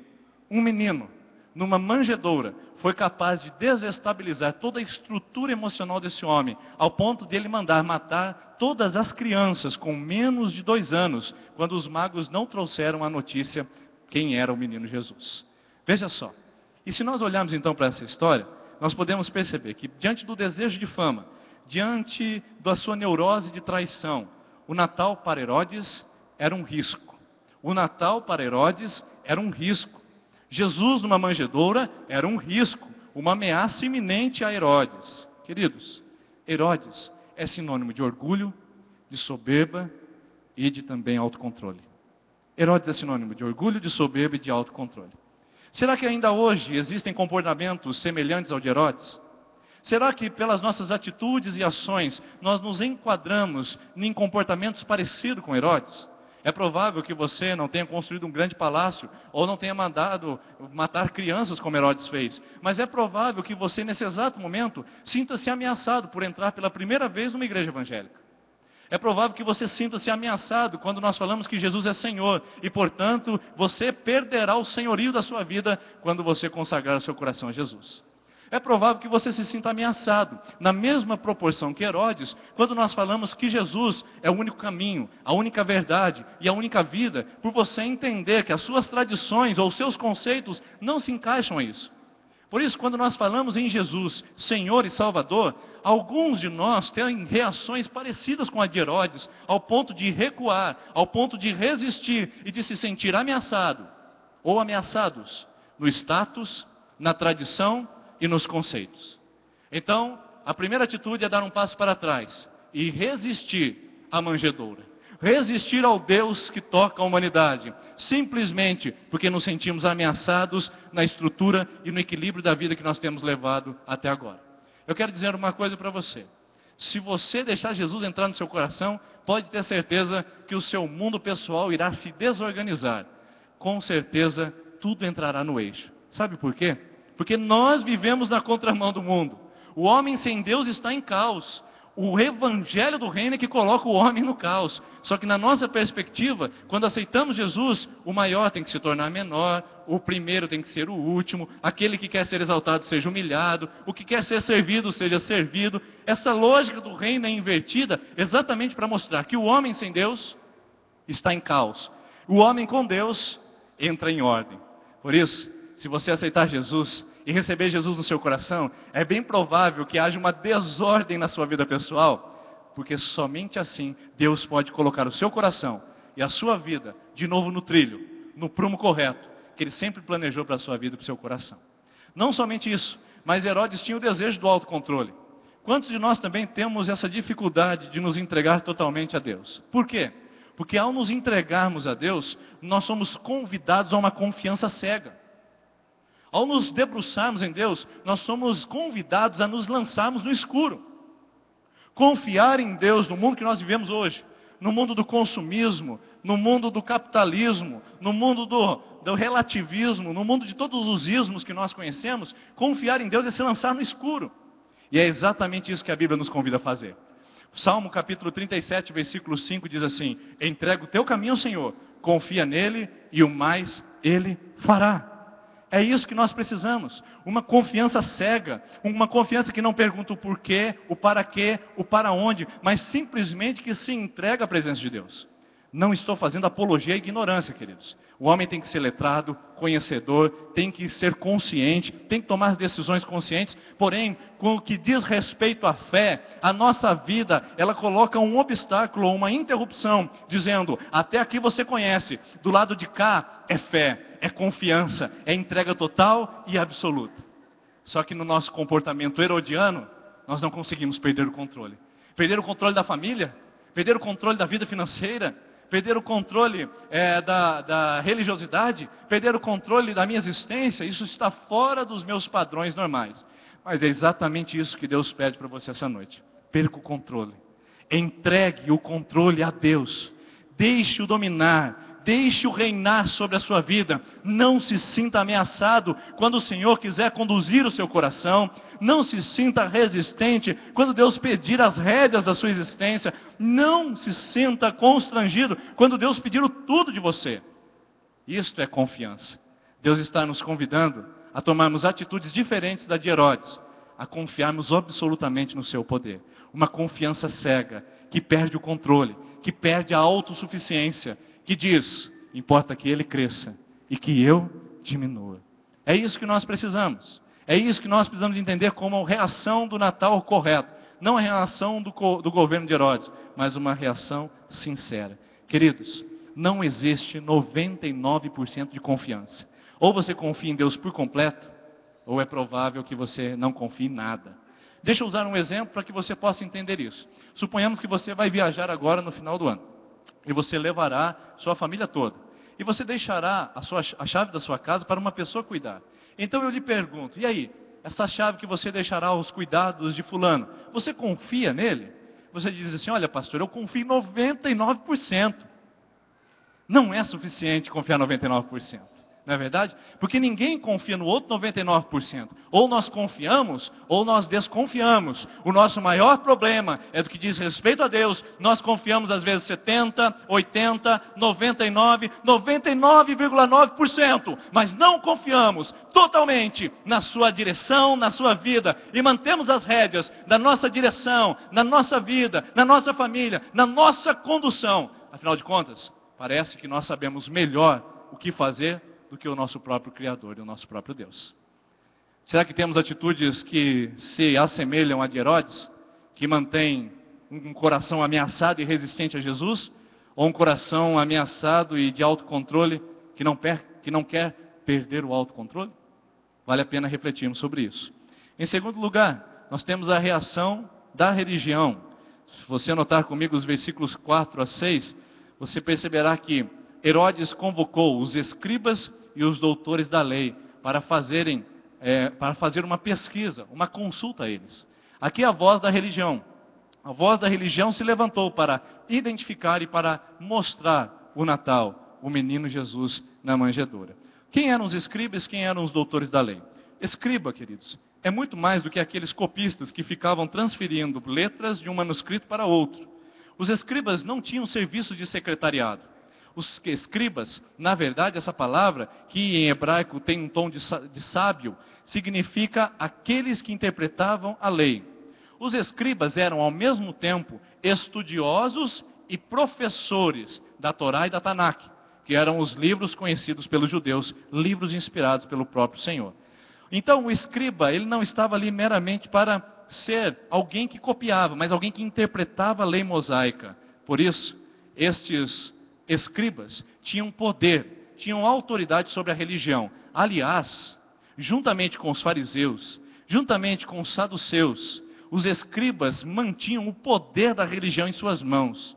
Eles governavam, dominavam e davam a diretriz da religião. O que não passasse pelo crivo dos saduceus, os fariseus e os escribas não poderia ser considerado digno de verdade. Ora, para o escriba, o fariseu e o saduceu, o rei, Jesus, o Messias, numa manjedoura, era uma incongruência. O rei, Jesus, o Deus Todo-Poderoso, envolto em faixas, embalado no colo de uma mulher, era algo totalmente inconveniente ao que a religião estava pintando na época. A religião pintava um Messias político, que assumisse o trono de Israel, que desbancasse o Império Romano e inaugurasse uma nova era sobre o judaísmo. Mas não foi esse Messias que veio. O Messias veio pelas portas do fundo, veio montado num jumentinho, usando barco emprestado, nascendo numa manjedoura, e os escribas não conseguiam interpretar isso à luz das Escrituras. Por quê? Porque a religião geralmente consegue se fechar diante daquilo que é o verbo vivo de Deus. A religião se fechou diante do verbo encarnado, o Filho de Deus. Por prezarem pela ordem religiosa, pela ortodoxia da Torá, o Natal para os escribas e para os saduceus era um caos. Primeiro, para Herodes era um risco. O Natal, o menino na manjedoura, o Messias, o rei dos judeus, era um risco. Segundo, para a religião era um caos. Desorganizava o sistema de interpretação das Escrituras. Era um caos sem medida. E aí, queridos, escribas e doutores da lei são sinônimo de uma religiosidade estéril, vazia e engessada. Uma religião que se tornou estéril, vazia e engessada. Será que ainda hoje existem comportamentos semelhantes aos dos escribas e dos doutores da lei em nosso meio? Será que também temos tendências a tomar as mesmas decisões e os mesmos comportamentos no que diz respeito à reação da religião? Sim, é bem provável. São aqueles que se apegam aos ritos e cerimônias engessadas e se esquecem do verbo vivo de Deus, Jesus Cristo. Para muitos de nós celebramos o Natal como um presépio. As figuras são inanimadas e sem vida. Celebramos o Natal como apenas uma festa, e na maioria das vezes, a mais paganizada de todas. Muitos de nós vemos o Natal apenas como uma expressão de religião, e não de uma expressão de vida com Deus. Queridos, é notável nos nossos dias de que o mundo, a nossa sociedade, está vivendo uma religiosidade muito intensa. Mas a questão é, talvez não estejam vivendo uma religiosidade muito viva. Pode ser intensa, mas pode não ser viva. Se nós formos às catedrais, se nós formos aos ambientes religiosos, nós observaremos a celebração do Natal. Mas entenda uma coisa, movimentação religiosa não é sinônimo de vida espiritual. Sabe por quê? Em Marcos capítulo 11, versículo de número 15, Jesus entra no templo em Jerusalém.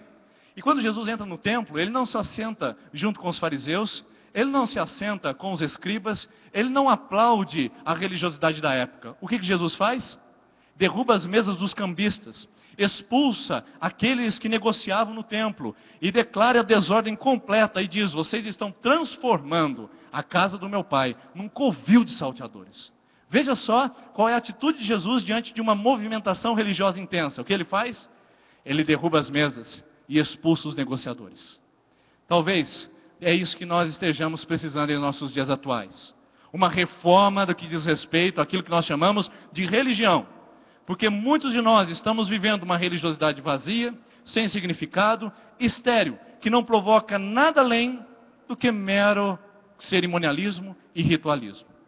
Certa vez eu fui numa escola falar, e após a palavra, a diretora veio agradecer e disse: olha, pastor, é muito bom, foi muito bom o senhor ter vindo, porque as crianças precisam de uma religião, não é, pastor? Para não ser deselegante e deseducado, eu calei-me naquele momento. Mas o fato, queridos, é que nós não precisamos de religião. As crianças, para serem melhores, elas não precisam de religião. Se você pensa que precisa de religião para ser uma pessoa melhor, mais equilibrada, você está enganado. Porque você pode ter a religião do budismo, onde um homem obeso, desequilibrado, fala de equilíbrio e fala de equação de vida, de atingir elementos, sejam eles nirvânicos, sejam eles de qualquer outra linha mística. Queridos, se nós observarmos, existe uma gama, uma variedade de religião para se professar. Você pode ser espírita, você pode ser católico, você pode ser da Umbanda, da Quimbanda, do Candomblé, são religiões. O ser humano não precisa de religião, o ser humano precisa de Jesus. Porque Jesus é o ponto que nos liga a Deus. A religião não tem esse poder, a religião não tem essa autoridade de nos conduzir novamente para Deus. Jesus não é religião, Jesus é relacionamento. Jesus disse em João capítulo 17, versículo 3: a vida eterna é esta, que conheçam a Ti, o único Deus verdadeiro, e a Jesus Cristo, Teu Filho, a quem enviaste. Qual é a vida da religião verdadeira? Jesus Cristo. E que conheçam a Jesus Cristo. Professar Jesus Cristo não é a mesma coisa. Falar de Jesus Cristo não é a mesma coisa. Dizer Jesus Cristo não é a mesma coisa. Até o pastor Edson geralmente usa essa palavra, né? Colocar Jesus no peito é fácil. O difícil é ter peito para andar com Jesus. Falar de Jesus é fácil. O difícil, queridos, é ultrapassarmos os ambientes religiosos e irmos para o conhecimento de Deus através do seu Filho Jesus. Esta é a religião verdadeira, conhecer a Cristo, o Senhor, o nosso Salvador, e entregarmos a nossa vida a Ele. A religião não pode ter o atributo de nos religar a Deus, somente Jesus. A palavra religião vem do latim religare, que significa unir novamente. Religar, queridos, que presunção da religião, querer religar o homem a Deus. Será que um budista está religado a Deus? Será que um kardecista está religado a Deus? Será que um mariólatra está religado a Deus? Queridos irmãos, somente aqueles que aceitam pela fé Jesus Cristo é que estão religados a Deus. João 14,6 diz: eu sou o único caminho, a única verdade e a única vida. Jesus dizendo: e ninguém vem ao Pai senão por mim. Por isso a religião não te leva para Deus. A religião não te coloca no caminho para Deus. Somente Jesus, o Filho de Deus, que é o caminho, artigo definido o, a verdade, artigo definido a, e a vida, mais uma vez o artigo definido presente. Só Jesus nos leva a Deus. Só Ele é Deus.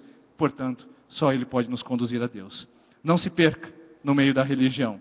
Não se perca no meio da expressão religiosa. E queridos irmãos que sejam evangélicos, cuidado com a religião do gospel. Cuidado com a religião dos evangélicos. Porque nós não precisamos de religião. Nós precisamos de Jesus. Agora, se você entendeu que a sua vida precisa ser guiada e norteada por Jesus, e depois disso, você quiser participar de uma comunidade de fé, onde Jesus é o Senhor, é o Salvador, e é adorado como tal, aí será muito proveitoso.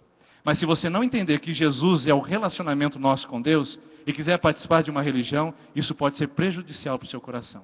Mas entendeu Jesus, compreendeu Jesus, uma comunidade de fé que realmente esteja nos caminhos do Senhor, é um ótimo lugar para você começar a professar a sua fé e viver os valores desse reino. Em terceiro lugar, temos a reação da sociedade.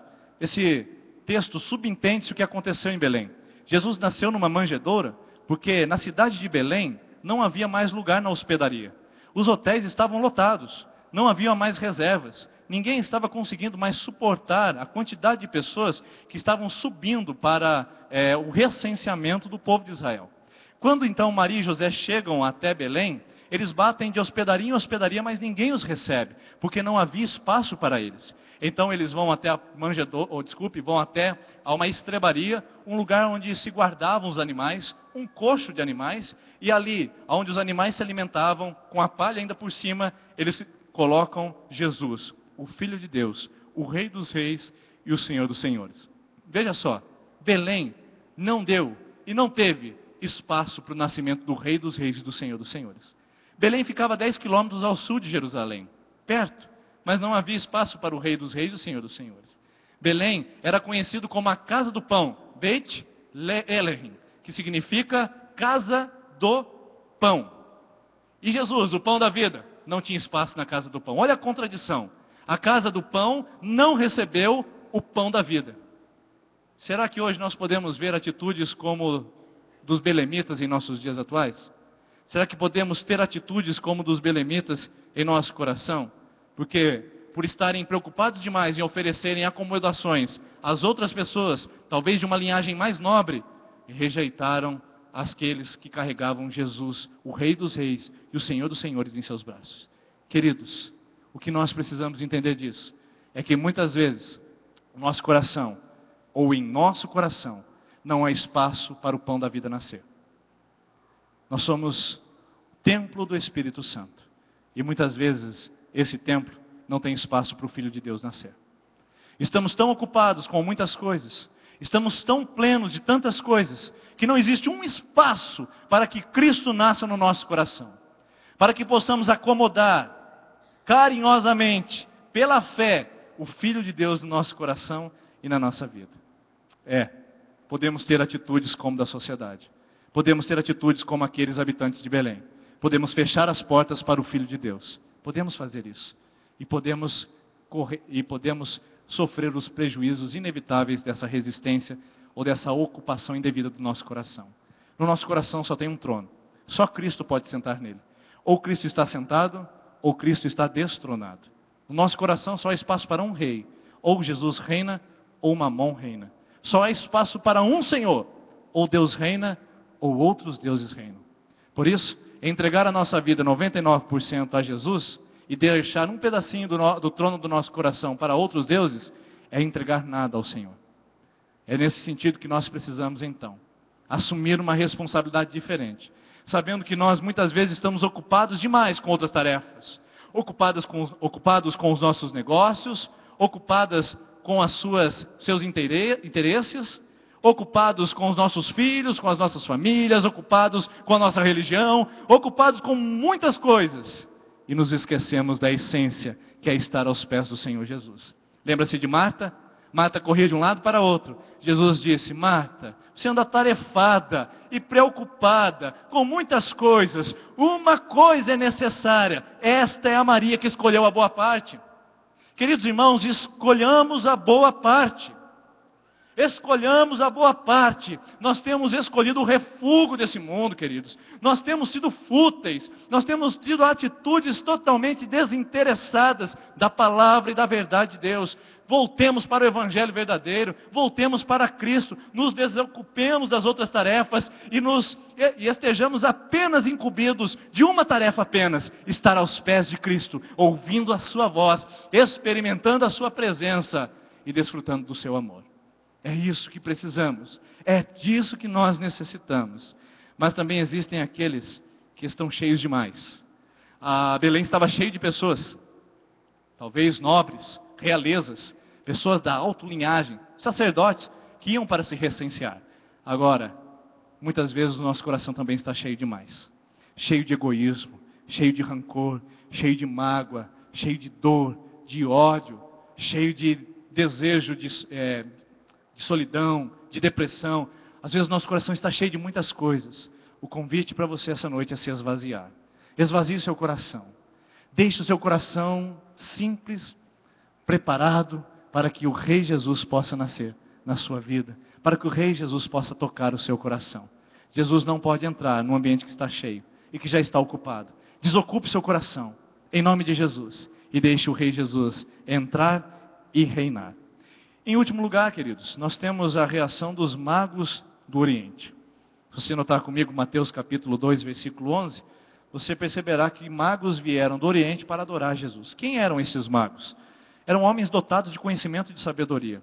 Provavelmente esses homens vieram da Babilônia. Babilônia realmente era o centro desse pensamento astronômico e astrológico. Mas não só isso, estes homens vinham de uma cultura totalmente pagã, totalmente antissemita e não judaica. E quando eles vêm para Jerusalém, eles vêm com o intuito de adorar o Rei Jesus. Aqui tem uma lição importante para nós, para você e eu, para que possamos aprender. Por estarem preocupados em adorar o verdadeiro Rei, estes homens superaram todo tipo de distância e todo tipo de obstáculo. Queridos, magos do Oriente são sinônimo da adoração e da sujeição a Deus. Os magos do Oriente são sinônimo da adoração e da sujeição a Deus. Homens que superaram todos os obstáculos visíveis e invisíveis para se prostrarem ao Rei dos Reis e ao Senhor dos Senhores. Será que temos magos do Oriente hoje em nossos dias atuais? Será que temos comportamentos semelhantes? Será que nós temos pessoas aqui que hoje não se sentem ameaçadas nem em risco diante da manjedoura? Pessoas que não se sentem em caos ou em desordem diante da manjedoura? Será que temos pessoas que não se sentem estéreis e vazias diante da religião? Será que temos pessoas dispostas a dar um salto por sobre a sua tradição pessoal, por sobre os seus temores internos, por sobre os seus conceitos pré-concebidos? Será que nós temos pessoas hoje o suficiente dispostas para encontrar a manjedoura, custe o que custar, sem encontrar atalhos, sem procurar facilidades, mas se prostrar diante da manjedoura e dizer: bem-vindo o Rei dos Reis, bem-vindo o Senhor dos Senhores, reina na minha vida, reina no meu coração, reina na minha história. Será que temos nesta noite comportamentos de pessoas aqui que estejam dispostas a superar todo tipo de obstáculo, todo tipo de intempérie e de adversidade para encontrar Jesus? Eu sei que não é fácil, queridos. São muitas as vozes, são muitos os ruídos desse mundo que nos impedem de ver Jesus. É a família que não te permite cultuar ao Senhor Jesus. São os pais que ainda são resistentes. São famílias que ainda estão baseadas no tradicionalismo e na tradição de religião dos seus antepassados meramente. Eu sei que você sofre ameaças no trabalho. E são muitas as dificuldades para ver Jesus no dia a dia, eu sei disso. As dificuldades que a vida impõe sobre o seu coração. Mas o fato é que os magos do Oriente se dispuseram para superar obstáculos, trafegar milhares de quilômetros para se pôr diante do Rei dos Reis e do Senhor dos Senhores. Você é convidado a fazer o mesmo. Lembra-se de Zaqueu? Zaqueu tinha 4 dificuldades para ver Jesus. Ele era o maioral dos publicanos, ele era rico, ele era pequeno e tinha uma multidão para atrapalhá-lo de ver a Jesus. Mas a Bíblia diz que ele não se colocou como refém dessa situação. Ele subiu a um sicômoro a fim de ver Jesus. E o mais interessante de tudo é que Zaqueu não viu Jesus. Foi Jesus quem o viu. Foi Jesus quem o alcançou. Eu quero declarar que sobre a sua vida, quando você se colocar a caminho para ver o Rei dos Reis e o Senhor dos Senhores, quando você sair da sua Babilônia pessoal, quando você sair dos grilhões que te prendem, você não verá Jesus, Ele te verá primeiro, e Ele tomará a iniciativa de sarar o seu coração, de transformar a sua história, de revigorar todo o seu ser, porque Ele está mais interessado na sua salvação do que você mesmo em encontrá-la. Se Ele fez tudo aquilo, tomou emprestado uma manjedoura e depois morreu na cruz de um calvário, quando você disser: sim, Senhor, eu o recebo, pode ter certeza que Ele te verá. Os olhos do Senhor penetrarão o seu coração e você será então tomado pela presença de Cristo, o Senhor e Salvador. Mas saia da sua Babilônia. Os magos precisaram sair de uma cultura, precisaram sair de uma geografia diferente, precisaram sair de uma religião diferente, eles eram de uma religião pagã, e tudo isso eles fizeram para ver Jesus. Hoje Deus está convidando você para sair do meio de uma cultura que está massificando o ser humano e transformando o ser humano num objeto de consumo, transformando o ser humano num objeto de manipulação, transformando o ser humano em valor de mercadoria. Você é convidado a sair dessa cultura e colocar-se diante do Senhor, que não te comprou nem com prata, nem com ouro, nem com coisa semelhante, mas te comprou com o sangue de Jesus Cristo. E querido, eu quero te dizer, você vale muito mais do que a sociedade tem rotulado, você vale muito mais do que o seu marido tem dito, você vale o sangue de Cristo. E isso deve ser o suficiente para o seu coração essa noite, estar totalmente rendido ao Senhor, como aqueles magos. Renda-se ao Senhor. Chegue à manjedoura, se dobre, se curve, experimente a singularidade do momento, a simplicidade da ocasião, experimente o poder dessa cena, o Deus na manjedoura deitado, sendo afagado por mãos humanas, o Deus que se colocou completamente em caminho do ser humano. Tome isso na sua vida, no seu coração, e que sua história seja totalmente reescrita, a partir de hoje, a partir de uma reação diferente do Natal. Se prostre e entregue ao Senhor ouro, incenso e mirra. Ouro é para rei na Bíblia, incenso é para o sacerdote na Bíblia, e mirra é para o profeta, é unguento. Queridos, é isso que nós precisamos oferecer a Jesus. O seu reinado, o seu sacerdote, ser sacerdote sobre as nossas vidas e ser o profeta sobre as nossas vidas. Jesus é rei, profeta e sacerdote. Deve ser sobre a sua vida também. Vamos ficar em pé, vamos orar.